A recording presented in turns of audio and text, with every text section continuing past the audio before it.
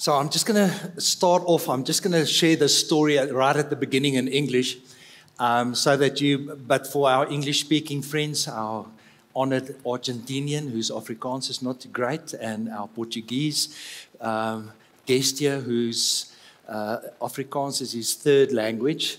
Yeah, so and our American guests this morning, so welcome. But you'll catch the drift as we go on. But I'm just going to share the story in English right at the beginning. So in 2019, Apostle David McDonald was in the country, and there was a few occasions while he was visiting the country that we spoke on different occasions. And on every occasion that I saw him, he was pestering me, and he was saying, "Listen, you must come to our conference at North Palm. You must come to our conference at North Palm." And I just thought, yeah, whatever. It's expensive to go to America. It's far. But just before he flew back, and that was actually a week and a day or two, just before the conference would have started in North Palm. The Monday evening he flew out, and just before he flew out, I had a quick chat with him, and once again, "You must come to our conference in North Palm," and he was just going on about this. But while he was speaking to me about it, I really felt this is God telling us to go. So that was the Monday evening. The conference started the next week from the Wednesday on. But to cut a long story short, the next week on Tuesday, I was in North Palm. Eloise and myself, we were in Charleston in North Palm, and we were there. But leading up to that time, they've normally got their conferences in August. But leading up to that time, for about 6 months, I was praying and I was asking God, "Listen, God, why are we here as a community? Why do you have this specific church at this specific time in this specific area? And what is your vision? What is your goal? What do you want to do with us? So what is on your heart for me and for this congregation?" So that Friday evening, at 3:00 in the morning, I woke. Ek was nigter wakker gewees. So 3:00 die oggend word ek wakker, and I was awakened by the following words. "I'm calling you," and let me just put it on the screen. "I'm calling you to be kingdom disciples and apostles,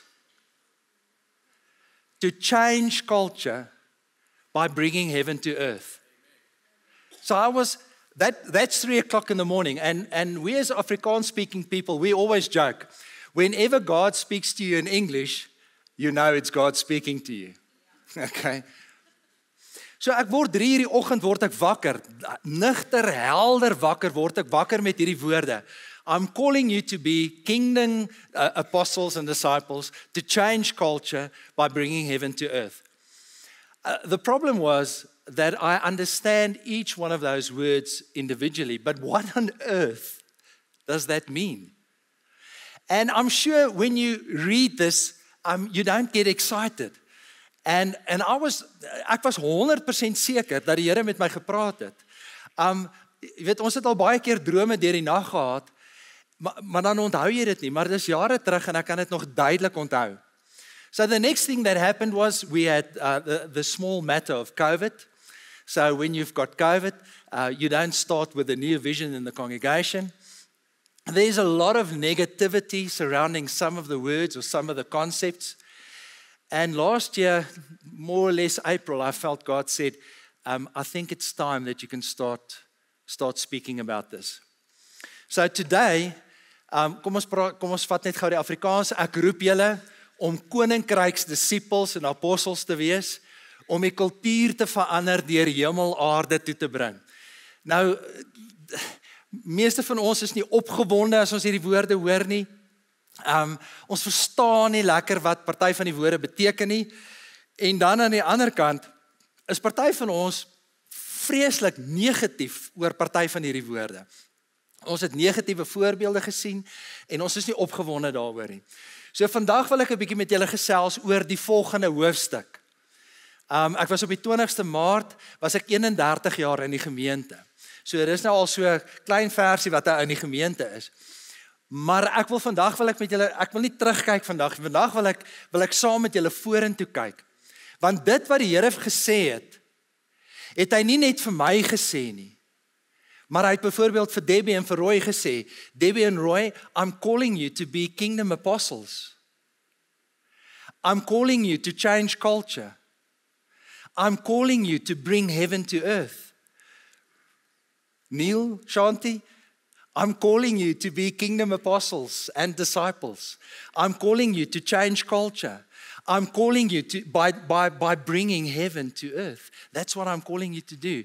So ek wil ek dit net vanoggend, ek wil net daai 2-3 sinnetjies wil ek net met julle uitpak vanoggend. Want dit is wat op die Here se hart is vir my, maar dit is wat op die Here se hart is vir ons as gemeente. Maar nou ek gaan nou net gou laat ons net gou bid. Want die Heilige Gees moet my nou help. En hy moet my help om dit op so 'n manier oor te dra dat julle dit snap. En hy moet my help om dit op so 'n manier oor te dra dat julle saam met my inkoop op die paadjie vorentoe. Is dit okay? Okay. Heilige Gees, ek het U elke dag nodig. Heilige Gees, sonder U kan ek nie 'n Christen wees nie. Heilige Gees, sonder U kan ek nie rein en heilig leef nie. Heilige Gees, sonder U wil ek handdoek ingooi. But Holy Spirit, without you, nobody's going to understand this sermon. Nobody's going to get excited about what you've called us to be and to do. So Holy Spirit, I just ask that you will give life. And that you will give meaning. And that you will give impact to the words that we're going to say now. En Heilige Gees, ons wil vra dat U woord op vrugbare grond sal val.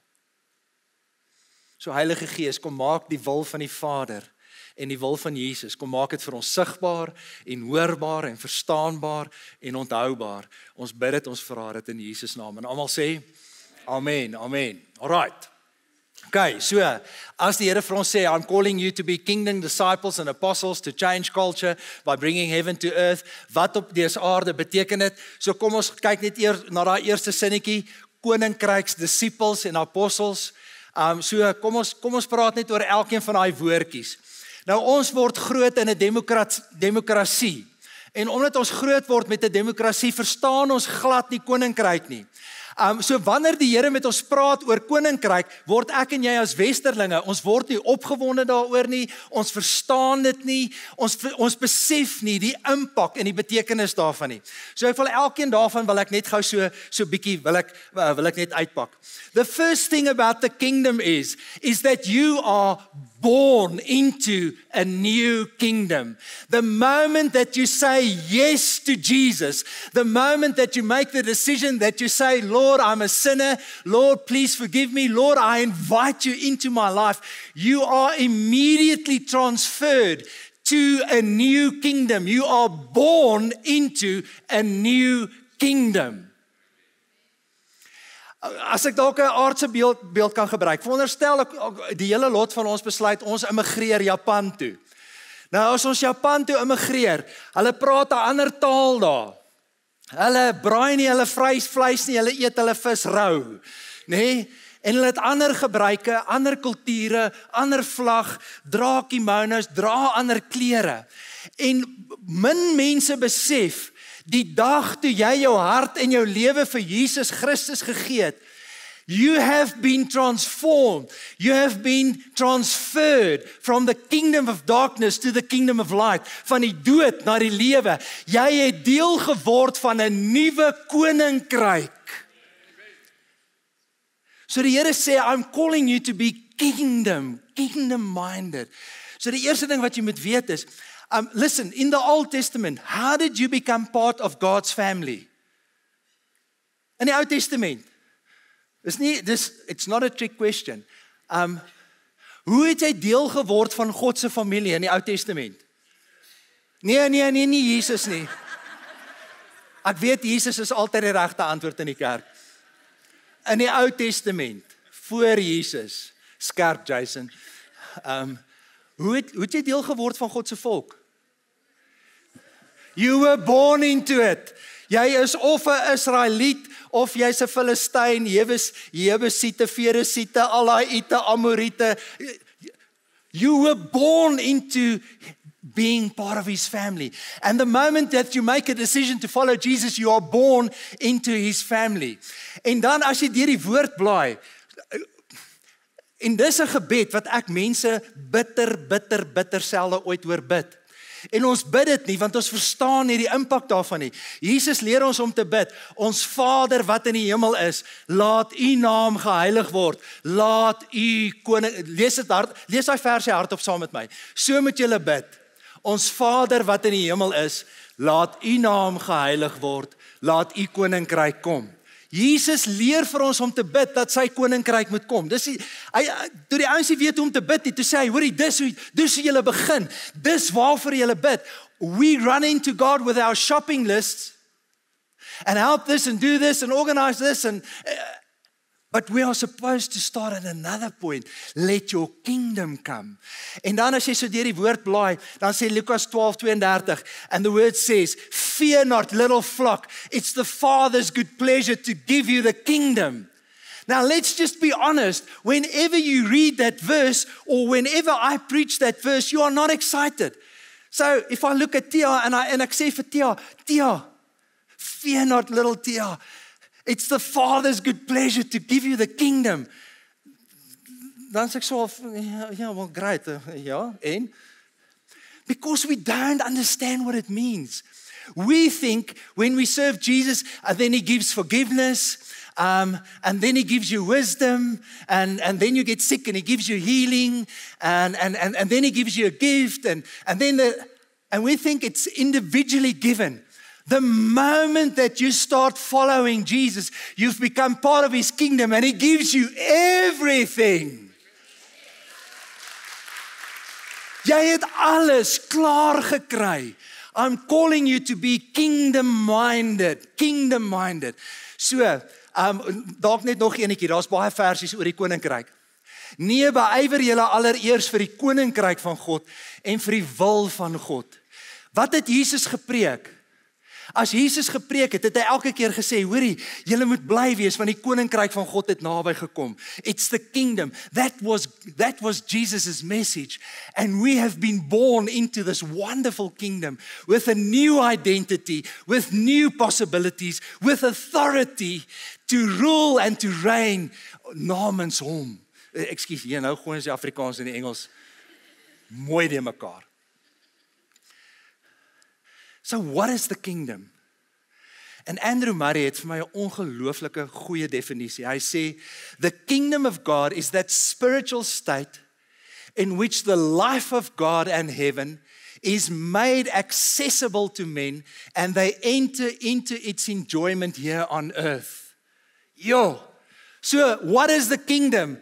It's the life of God and the life of heaven that we can experience now, here. A lot of Christians have an evacuation theology. And it goes something like this. Oh, my life sucks and it's bad, but don't worry. One of these days I'm going to die and I'm going to go to heaven and everything is going to be wonderful. But God actually wants us to bring heaven to earth, here and now. And dan sê hy, if we ask what the signs are, we find the answer in the wondrous change that took place in the lives of the disciples. Dis wat die Here vir ons kom sê. So as die Here sê, ek roep julle om koninkryksgesinde, koninkryksgerigte mense te wees, dan hopelik begin jy so bietjie opgewonde raak. Ons is deel van 'n nuwe koninkryk. Goed. Dan what does it mean to be part of the kingdom? Where there's a kingdom, there's a king. And where there's a king, we ought to experience the presence of the king. So die oomblik as die Here vir ons sê, hoorie, wees koninkryksgerig, dan sê hy, hoorie, net soos wat Jesus by sy disippels was, net so sal God by ons wees deur sy Heilige Gees daagliks, elke dag, elke situasie en alle omstandighede is hy by ons, and we ought to live and function out of his presence. Bill Johnson sê, all of life and ministry that means something to God is the release of his presence into a situation. Hy wil jou bederf met sy teenwoordigheid. Nie net wanneer jy op 'n Sondag praise and worship en jy dalk 'n bietjie hoendervleis voel en jy dalk 'n teenwoordigheid ervaar nie. Hy wil hê jy moet daar leef and he wants you to function out of that presence. So to be part of a kingdom means that we function out of his presence. En dit beteken dat daar is 'n koning wat regeer. Veranderde lewens. Regeer Jesus Christus in jou lewe. Is hy in beheer van jou lewe? Bepaal hy jou gedrag? Bepaal hy wat hy met jou liggaam doen? Bepaal hy wat jy met jou beursie doen? Is jy, hoorie, en hierdie preek gaan nie daaroor nie, maar die Here het vir ons 'n norm gegee. Hy sê 10% van jou inkomste is die Here se. As die Here jou koning is hy in beheer van jou beursie en dan gee jy, want hy is in beheer, want dit is wat hy vir my gesê het. Is hy in beheer van jou oë, jou denke, jou tyd, jou geld, jou drange, jou drome, jou ideale, jou verhoudings? Is hy in beheer daarvan? Ons het dikwels het ons vir mekaar gesê, no change, no change, no change. Dit beteken hy is in beheer. When we talk about the kingdom, there's a king. And when there's a king, he rules. Yes, we've been transferred to a new kingdom with all the benefits. Psalm 103, die New King James vertaling sê, my children, forget not any of his benefits. He forgives your sins. He heals your diseases. He saves you from the pit. He crowns you with love and mercy and goodness. He renews your strength like that of a young eagle. Dis van die voordele om deel te wees van die koninkryk, maar dan moet ek hom toelaat om te heers in my lewe. En dan, Anton, ek weet nie waar jy sit nie, maar ek hoor net, amen.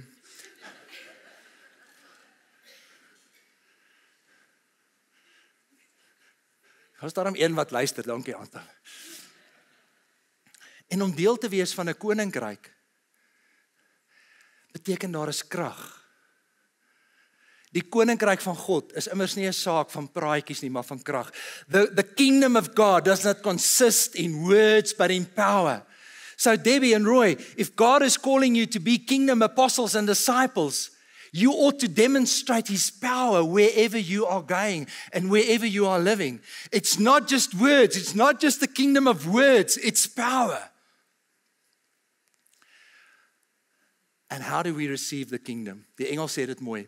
For the kingdom of God is not eating and drinking, but righteousness and peace and joy in the Holy Spirit.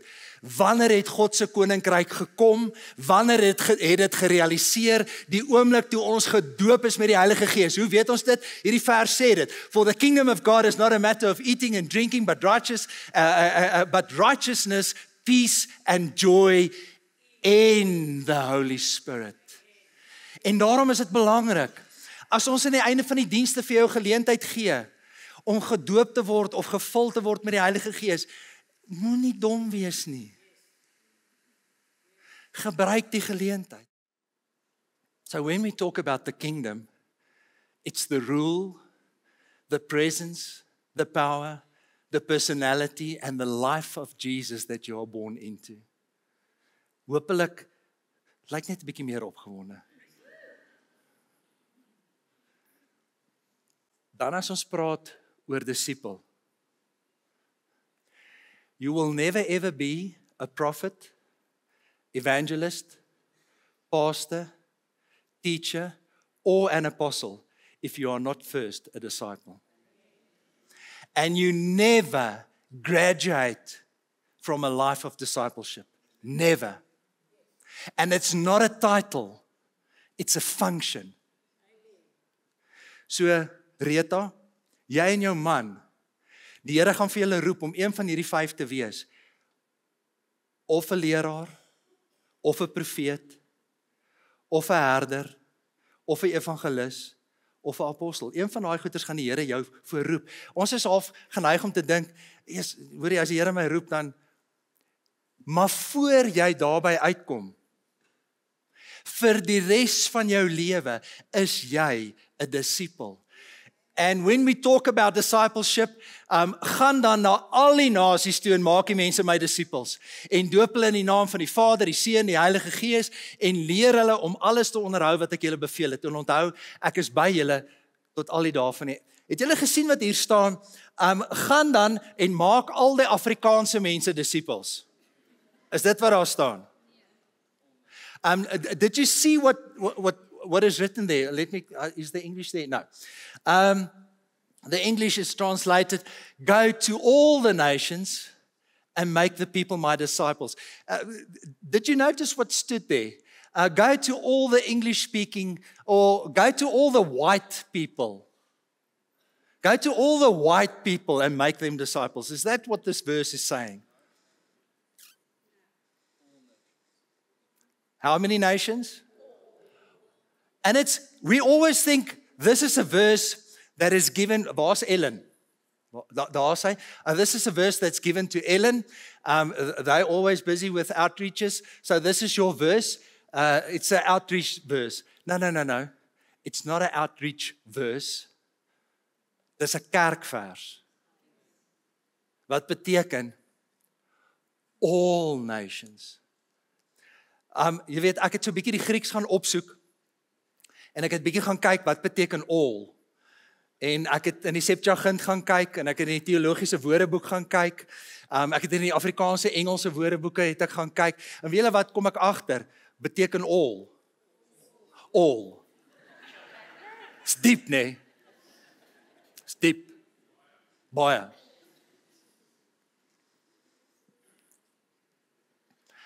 As ons sê, kom ons gaan vorentoe. Kom ons kyk, let's look at the next chapter. Dan gaan ek en jy 'n kopskuif moet maak. Want die goeie nuus van Jesus, die goeie nuus van die koninkryk van God, is nie net vir Afrikaanse mense nie. En is nie net vir Engelse mense nie. Sorry Neil, Shanti. Sê baie bly. Ja. And it's not only for the Portuguese people. Sorry Roy. En wat Fernando nou heen verdwyn? Fernando, it's not only for the Argentinian people. It's for everybody. For everybody. Mathetes, the word means, in classical Greek, it refers to a student, apprentice, or follower who adheres to the teachings of a master philosopher. In the biblical context, especially in the New Testament, mathetes refers to someone who follows Jesus Christ, learning from him, not just intellectually, but so that you can become like Jesus. We never graduate from a life of discipleship. Never. Never, ever. And if you want to function in one of those gifts, you need to be a disciple first. All right. Okay. Kom ons, Lukas. As iemand agter my aan wil kom, kan hy nie my disipel wees, tensy hy afstand doen van sy vader, sy moeder, sy vrou, sy kinders, sy broers, sy susters, ja, selfs van sy eie lewe nie. Iemand wat nie sy eie kruis dra en agter my aankom nie, kan nie my disipel wees nie. Toe sê Jesus vir die Jode wat in hom glo, as julle aan my woorde getrou bly, is julle waarlik my disipels. Julle souties, het julle kans gehad om my Engelse vers gou te lees, of is ek te vinnig? Klaar? OK, dan is hy. Laaste enetjie. Paulus sê vir die Korintiërs, volg my voorbeeld, soos ek die voorbeeld van Christus volg. Paulus sê, volg my, soos wat ek vir Jesus volg, sodat ons kan word en wees soos Jesus. So discipleship is a lifelong commitment to Jesus, to be a learner, a follower of Jesus, to become like Jesus. Change lives. This is what God is calling you to be. To be a lifelong disciple, learner, follower, studier of Jesus, so that you could become like Jesus. Veranderde lewens. Ons het baie gepraat oor die laaste 30 jaar oor persoonlike verandering, om self te verander, maar die Here wil nou die fokus skuif, en hy wil hê, jy omdat jy veranderd is, wil hy hê, jy moet uitgaan, en daar waar jy besigheid doen, daar waar jy skool hou, daar waar jy op die sportveld is, wil hy hê, dat jy Christus soos 'n aangename geur versprei, en wil hy hê, dat jy 'n verskil maak in die samelewing. Hier's nou baie van die onnies wat nou lekker vakansie hou. Waar is al die onderwysers in ons gemeente? Staan gou-gou vir my. Al die onderwysers? Okay, daar's 'n klomp in ons gemeente. Ja, staan. Staan. Blondie, is jy nie onderwyseres nie? Nee, jy's by die skool, staan. Daar's hy. Okay, just to use you as an example. We see the kids at church once, if we're lucky, twice a month for 2 hours. How many hours do you see the kids in a week? Hoeveel ure sien julle die kinders in 'n week? Party van julle het heeldag, heel week 'n klasie voor julle. Nou vra ek vir julle self met trane in my babablou oë, wie gaan die grootste invloed in hulle lewens wees? Die kerk of julle? Kan ek net gou weer vra, wie gaan die grootste invloed in hulle lewens hê? Ek of julle? Julle. En daarom is dit krities. God is calling you to be kingdom-minded disciples and apostles, to change culture, to change the schools that you are in, to tell them, to teach them about Jesus.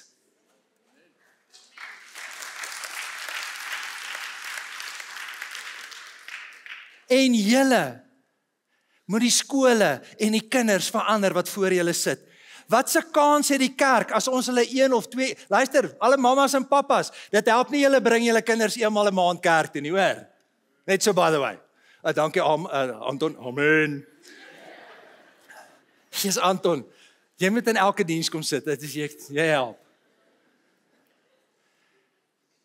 Maar julle, omdat julle self veranderd word.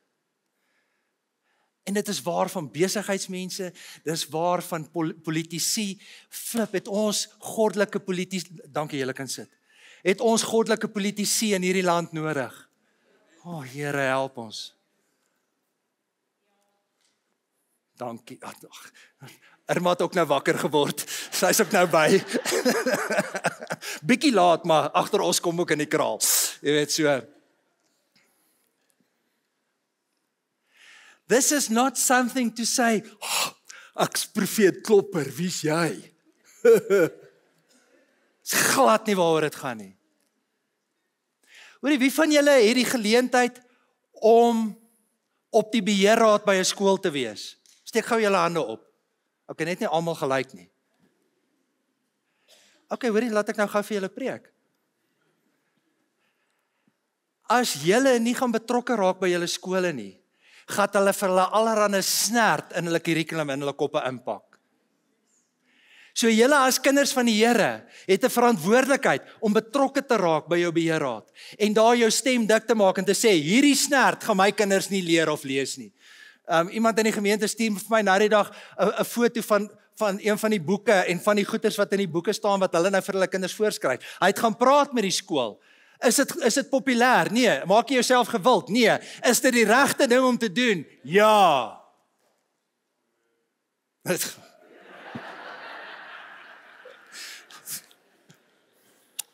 Love you. Right. Okay. Ag, hemel. Nou kom ons by hierdie woordjie apostel. Hierdie Pieternel, nou dink hy's Paulus. Nou dink hy's die nek van die plek. Wil gou vir julle 'n grappie vertel. Sorry for the English speaking people. Ek bang ek mors die grappie op in Engels. Moses en Petrus is daar in die hemel besig om golf te speel. En maar dit is die baan is 'n presiese replika van Sun City se baan. Jong, en hulle is, ek dink dit was die 13de puitjie. En nou Moses staan daar en hy haal sy pitching wedge uit. En Petrus sê vir hom, hoorie, ek wil net vir jou sê, jy gaan die bal in die water slaan. Vat 'n 9 yster. Jy gaan daai bal in die water slaan. Nee, Moses sê, nee, ek het Gary Player dit sien doen met 'n pitching wedge. En hy haal daar sy stok uit, en hy slaat, woeps, daar val die bal in die water. Jong, ou Petrus stap af daar na die water toe, loop so op die water, voel, kry die bal, stap terug, en hy sit die bal terug. Hy sê, luister Moses, ek het nou vir jou gesê, moenie 'n pitching wedge vat nie, vat 'n 9 yster. Nee, ek het Gary Player dit sien doen. As Gary Player dit kan doen, kan ek dit ook doen. Petrus is half, ja, whatever. Jong, en nou Moses staan daar en hy slaat weer met sy pitching wedge, bal binne in die water. Petrus is half. 1, 2, 3, blok myself. Ek het dit ergens op 'n hempie gesien. O ja, daar's hy. Ja, en hy stap bo op die water, voel so met sy stok, boep, kry die balletjie, kom terug. En intussen tyd oor, hulle nou so karring, en lank vat, is die volgende ouens besig om van agter af te kom. En die ouens maak die opmerking, hulle kyk so na Moses en sê, hoorie, wie dink daai ou is hy? Dink hy's Petrus? En die ouens haak af en sê, nee, hy dink hy's Gary Player. Kyk, hierdie grapie nou so bietjie opgemors, maar so die oomblik wanneer ons nou praat oor apostel, dan dink ons, dink jy nou jy's Paulus? Dis omdat ons die woord nie verstaan nie. Ek wil hê jy moet die woord verstaan. Sê agter my aan, ambassadeur. Sê saam met my, leierskap. Sê saam met my, pioneer. Sê saam met my, build. It's a leadership, building, planting, ambassadorial anointing. That's what it is. That's what it is. As simple as that. Toe Jesus het die geleentheid gehad. Onthou nou, hy het 12 disippels gekies en hy het hulle uitgekies. En toe op 'n stadium sê hy vir die 12 disciples, you are first a disciple and then you become an apostle. And God called them to be apostles. He had the opportunity to call them prophets. He had the opportunity to call them priests. He had the opportunity to call them kings. Hy het die geleentheid gehad om vir hulle 'n klomp name te gee. And yet Jesus came and he gave them the word apostle. And it was not a biblical term. Today it's a biblical term. En julle het almal al hierdie definisie gehoor, of 'n klomp van julle het al. An apostle is a Roman general or governor or admiral of the fleet that is sent to a country to change the culture. En ek gaan hom nou verduidelik. So dit is die woord wat Jesus uitkies is nie 'n Bybelse woord nie. It was a Roman and a Greek concept. And he said, listen, I'm calling you to be apostles. And it's actually a very military term. Kan my onderwysers net gou weer opstaan asseblief. Jammer, dit is net so 'n lekker voorbeeld. It's just such an easy example. And the word means to be sent. As an ambassador. To build, to plant, to pioneer. So die Here stuur julle. Julle is sy apostels. Dank die Here, dis 'n bietjie vakansie môre, né? Prys die Here, o my siel, né? Maar wanneer begin die skole weer? Ag, Jesus. Wat is fout met die flippende regering om vir julle net 'n week vakansie te gee? OK? Maar die 8ste stap jy daarin, Nicoline. Jy stap daarin. And you are God's apostle, sent on a mission, on a military mission, to change those people's lives, to change the culture in the school. for Jesus. En hoorie, nes julle nou gedink het, nou pak ons lekker op die onderwysers. Dit geld vir die res van julle. Dit is net 'n maklike voorbeeld, sodat ons koppe om die ding kan kry. So, dankie. So daar's negativiteit om hierdie term, want party van julle kom uit die ou apostoliese kerk uit. Ons sal dit nie teen julle hou nie. Party van julle kom uit die nuwe apostoliese kerk uit. Ons sal dit ook nie teen julle hou nie. Klomp van julle kom uit die NG Kerk uit. Ons sal dit ook nie teen julle hou nie. Maar ons het nodig om hierdie term mooi te verstaan. Ambassadeur, building, planting, pioneering, leadership anointing, om gestuur te wees, so die Here stuur jou om 'n verskil te gaan maak. Lukas 6, toe dit dag word, het hy sy disippels nader geroep en 12 van hulle uitgekies, en hy het hulle ook, wat genoem? Apostels. Maar wat het hy gedoen? Hy het hulle gestuur. Okay. Efesiërs 4:12. En dit is die gawes wat hy gegee het: apostels, profete, evangeliste, herders, leraars. Ons kan daai versie uit al toe opsê. Sy doel hiermee was om die gelowiges toe te rus vir hulle diens. Die Engels sê, the goal was to equip them. Weet julle wat is my werk? My werk is nie om al die werk te doen nie. My werk is nie, julle betaal my en ek bid en ek doen dit en ek doen dat en hardloop daar en van die oggend tot die aand is ek besig nie. My werk is om julle toe te rus sodat môreoggend, op die 8ste, kan ons onderwysers net gou weer staan. Staan net gou. Rarig. Blondie, staan.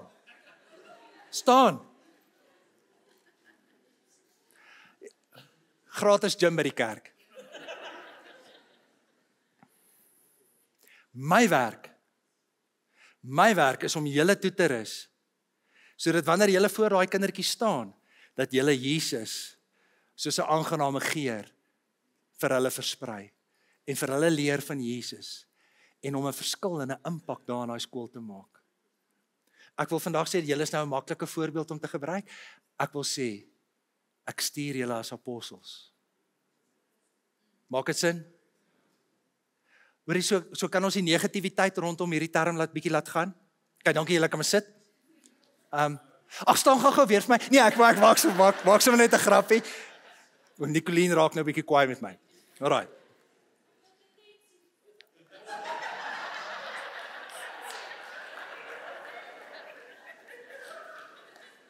Ek sal nou dadelik ophou daarmee. Irma, staan jy so bietjie. Right. So apostolos, is die Griekse woordjie, it just means sent one.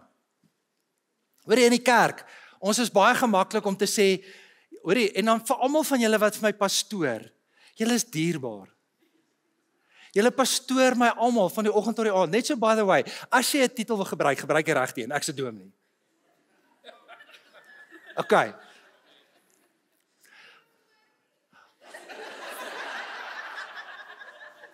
Maar net omdat julle twee so oulik was gister en ons gehelp het om alles reg te maak, vergewe ek jou, maar ook net nou.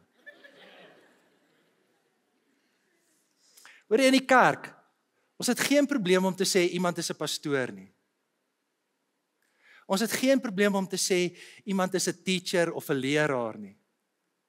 Ons is nog so semi-okay as iemand sê hy's 'n evangelis.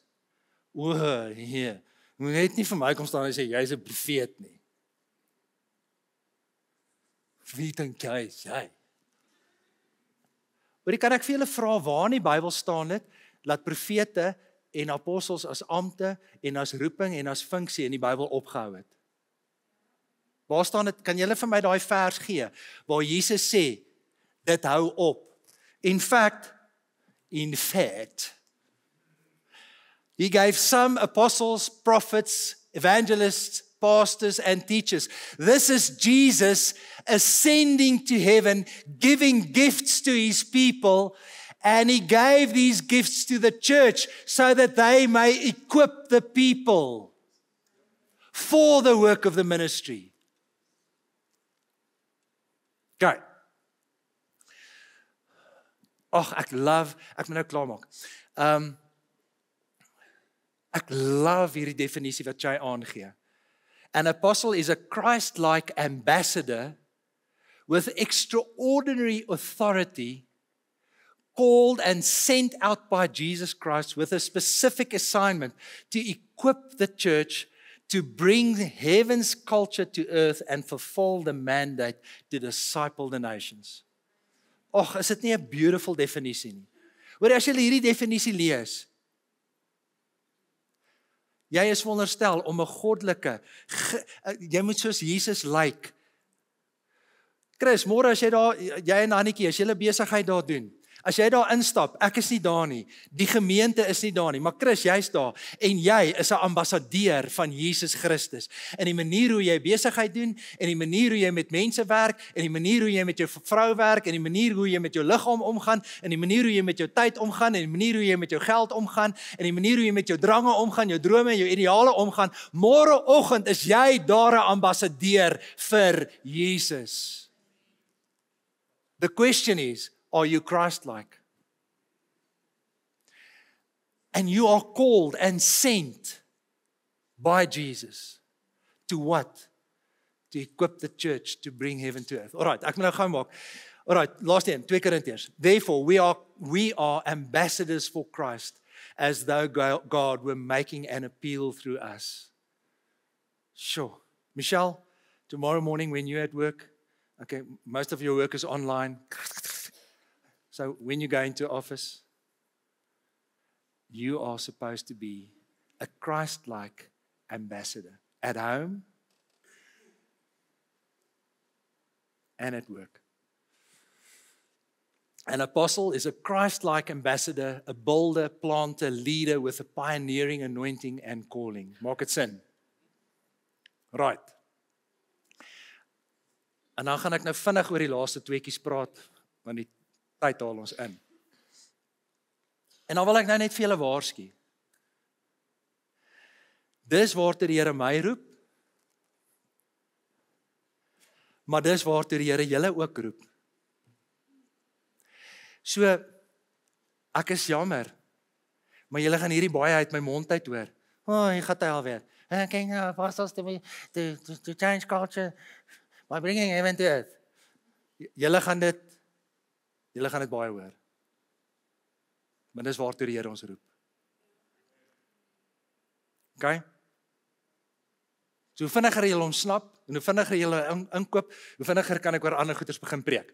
Alright, om die kultuur te verander. As jy Matteus 5 tot 7 vat, wag, miskien moet ek op daai punt begin. When a Roman governor, admiral, as hy, kom ons vat die voorbeeld van toe die Romeine vir Israel ingeneem het. Wat het hulle gedoen? When the Romans invaded Palestine, they brought their culture to Palestine. So the first thing that they did was they changed the language. The official language became Latin. They had to learn a new language. They started changing the architecture. As jy Caesarea Philippi toe gaan, en jy gaan daar by Caesarea in, en dis 'n hawe stad, en jy kom daar in daai hawe stad, daar's 'n Romeinse Colosseum daar gebou, daar's aqueducts, 'n Romeinse Colosseum. Vanessa, jy was 'n klompie jare terug saam met my in Israel gewees. Jy sal onthou hoe mooi lyk dit daar. Dit lyk soos Rome. They changed the culture, they changed the language, they changed the architecture. Hulle het die wette verander. Waar is ons prokurowers? Nee, ons prokurowers is nie vandag in die kerk nie. Sien ek, as ek nou so vinnig loer. Hoorie, die wet wat jy leer op universiteit is Romeinse wette. It's Judeo and Roman law. And they implemented a new law, a new way of governing. They changed everything. So, as die Here ons as gemeente roep to be kingdom disciples and apostles, He is calling us to change the culture, to reflect heaven's culture. En as jy Matteus 5 tot 7 lees, en daar het jy die grondwet van die koninkryk, en as jy Matteus 5 tot 7 begin lees, en jy begin dit oopblaai, en jy begin daarna kyk, dan sien jy, dan sê hy, listen, when you are cursed, seën die wat julle vervloek. En as iemand jou dwing om iets 1 myl te dra, dra dit vir hulle 2 myl.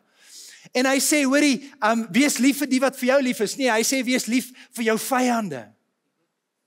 En die taal, die dialek van die hemel, is 'n taal wat hulle noem, sy naam is vergifnis.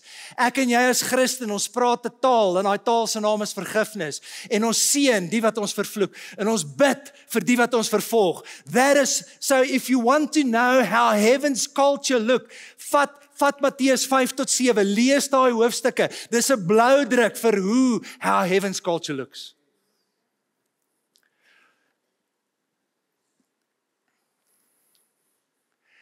En dan,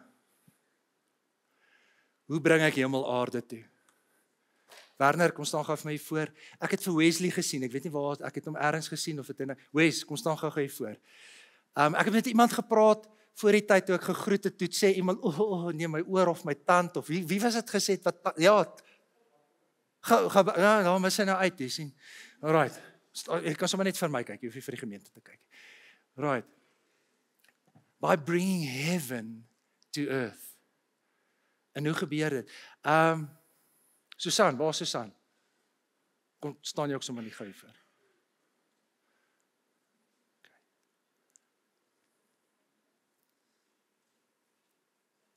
Linda. O, Linda, ja, kom staan jy ook hier voor. Sorry. Ekskuus. Ja, ek my persoonlike vrou help my. Wie is die een met die tandpyn? Kom, gou. Asseblief. Hoor jy op 'n skaal van 0 tot 10, hoeveel is daai pyn? Meer as 10, 12. Okay. Alright. Alright. Staan net so. Wat is jou naam? Mandy. Okay. Ek beveel hierdie pyn in die naam van Jesus om jou liggaam te verlaat nou.